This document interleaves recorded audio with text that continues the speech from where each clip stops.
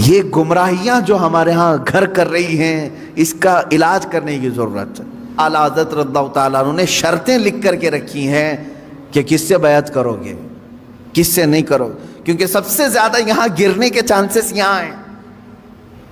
یہاں اندھا دھند یقین کیا جاتا ہے، پیر کی بات پر ایسے آنکھ بند کر کے یقین کرنے کا رواج ہے ہمارے درمیان، اس لیے شیطان اس چور راستے سے اندر آتا ہے کہ سارے مریدین آمنا صدقنا کہیں گے۔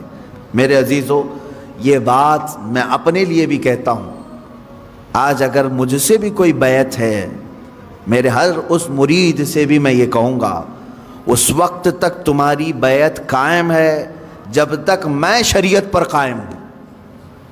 جب تک میں شریعت پر قائم ہوں اس وقت تک تمہاری بیعت قائم ہے۔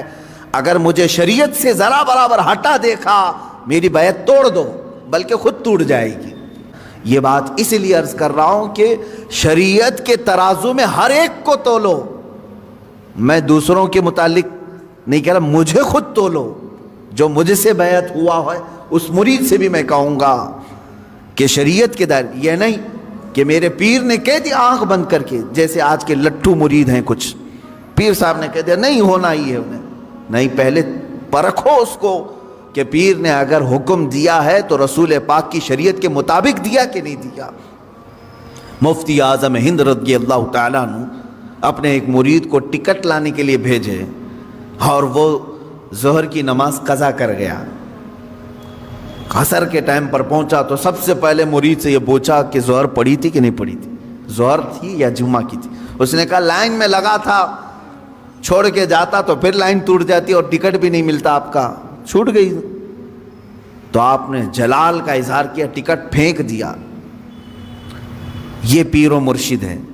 اور مرید سے یہ کہا تو نے اتنا بڑا گناہ کیا کہ میری فرما برداری کرنے کی غرض سے اللہ کی نافرمانی کر گیا۔ یہ ہوتا ہے پیر۔ ہمیشہ یہ یاد رکھنا کہ پیر کی حکم بجاوری کے غرض سے کہیں ایسا نہ ہو جائے کہ اللہ کی نافرمانی ہو جائے۔ نمبر 1 سب سے پہلا ہمیں جو پرائیورٹی دینی ہے وہ رب ذوالجلال کی ذات ہے۔ حتیٰ کہ میں نے ایک روایت یہ بھی سنی، بڑے بزرگ عالم دین ہیں، میرے والد گرامی خود سرکار مفتی اعظم ہند سے بیعت فرماتے ہیں، ایک بار آپ تشریف لائے تھے ایک مدرسے میں، نماز پڑھ رہے تھے ظہر کی، گرمیوں کے دن تھے، علامہ صاحب نے بھی اس کو بیان کیا ہے۔ فرماتے ہیں کہ پیچھے وہ پنکھا لے کر کے جل رہے تھے، گرمی ہو رہی ہے، نماز پڑھ رہے تھے۔ مفتی اعظم ہند رحمۃ اللہ تعالی، میں سچے پیروں کی بات کر رہا ہوں میرے عزیزوں، سلام پھیر کر کے اس کا پنکھا کھینچا اور پھینک دیا اور کہا کیا کر رہے ہو؟ کہا حضور گرمی سے پسینے میں آپ شرابور ہیں، میں ہوا کر رہا تھا۔ تو آپ نے کیا فرمایا جانتے ہیں؟ کہتے ہیں میں خود اللہ کی عبادت میں تھا، اللہ بادشاہ اعظم ہے اور اس کی عبادت کرنے کے وقت بندہ غلام ہے، کیا یہ کسی غلام کے لیے لائق ہو سکتا ہے کہ غلام کی بھی خدمت کی جا رہی ہو؟ جب وہ بادشاہ کی عبادت میں لگا ہو تو غلام کی خدمت ہونی چاہیے۔ یہ فرسٹ پرائیورٹی اللہ رب العزت کی ذات کو دینے کا تصور ہم نے سچے پیروں سے سیکھا ہے۔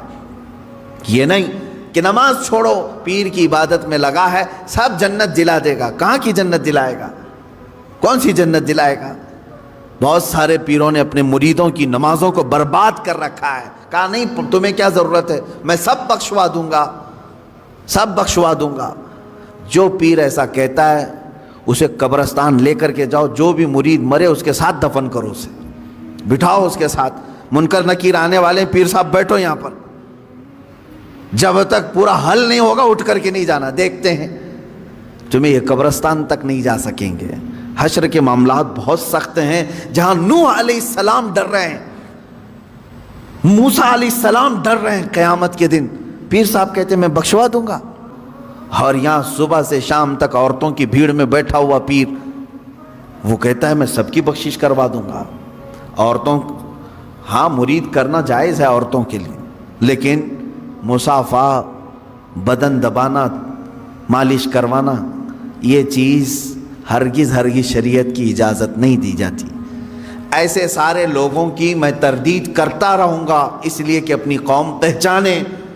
تم اپنے جسم کے علاج کے لیے جو ڈاکٹر ڈھونڈتے ہو، اچھے سے اچھا ڈاکٹر ڈھونڈتے ہو، MBBS چاہیے، MD چاہیے، اور اپنی روح کے علاج کے لیے جھولا چھاپ جس کی کوئی شریعت میں علم بھی نہیں، ایسے پیر کو ڈھونڈ لیتے ہو جو تمہاری طبیعت اور تمہارے روح کا علاج کرے گا۔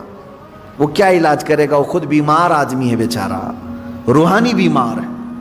ہاں، جو روح کا بادشاہ ہوتا ہے تم اس کو دیکھو گے کہ وہ نمازوں کے لیے دوڑ رہا ہوتا ہے، اپنے مریدین سے کہتا ہے تنبیہ کے ساتھ، کچھ بھی چھوٹے لیکن اللہ کی عبادت تم سے نہ چھوٹے۔ وہ پیر صحیح ہے جو تمہیں رب تعالیٰ تک جوڑ دے، یہ نہیں کہ تمہیں اپنی دکان تک جوڑ دے۔ یہاں پر سب آتا رہے، سب تم چلتے رہو، سب ٹینشن فری ہو کر کے جیو۔ کچھ مرید ایسے بھی ہیں، وہ سوچتے ہیں پیر صاحب کے پاس ہم نذرانہ ہدیہ بھیجتے رہیں گے تو ہمارے لیے دعائیں بھی کرتے رہیں گے، ان کا سایہ بنا رہے گا اور ہمارا سب چلتا رہے گا، کچھ بھی بلا نہیں آئے گی، مصیبت نہیں آئے گی۔ یہ سب جاہلوں کے پیدا کیے ہوئے معاملات ہیں میرے عزیزوں، جاہلوں کے ہیں۔ صحابہ کرام سے بڑھ کر کے مرید کون تھا؟ میرے آقا صلی اللہ علیہ وسلم سے بڑھ کر کے پیر کون تھا؟ اس کے باوجود رسول کریم صلی اللہ تعالیٰ علیہ وسلم سے صحابہ کرام کے اتنے گہرے تعلق کے باوجود مجھے بتائیں کبھی کسی صحابی کو حضور نے کہا ہو چھوڑ دو نمازیں، میں ہوں نا؟ کسی سے کہا ہو؟ عام صحابہ کی تو بات تو چھوڑیں، حضور نے خود سیدہ کائنات فاطمہ الزہرا رضی اللہ تعالیٰ عنہ سے کہتے ہیں، اے فاطمہ، کیا کہتے ہیں؟ اعملی لا اغنی عنکی شیئا، تو اپنے عمل میں پوری ہو، سارے عمل پوری کرتے رہنا، یہ مت سوچ کر کے بیٹھنا کہ میں تیرے لیے سب کچھ کر دوں گا، میں تیرے لیے سب کچھ کر دوں گا، یہ سوچ کر کے عمل سے دور نہیں ہونا۔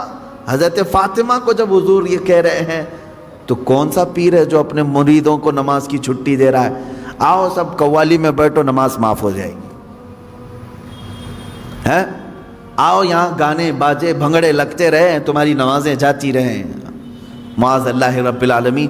ان شیاطین الانس کو سمجھیں جو انسانوں کے شیطان ہیں، انسانوں میں سے آئے ہوئے شیطان ہیں جو در حقیقت اس راستے سے اللہ سے بندوں کو دور کر رہے ہیں۔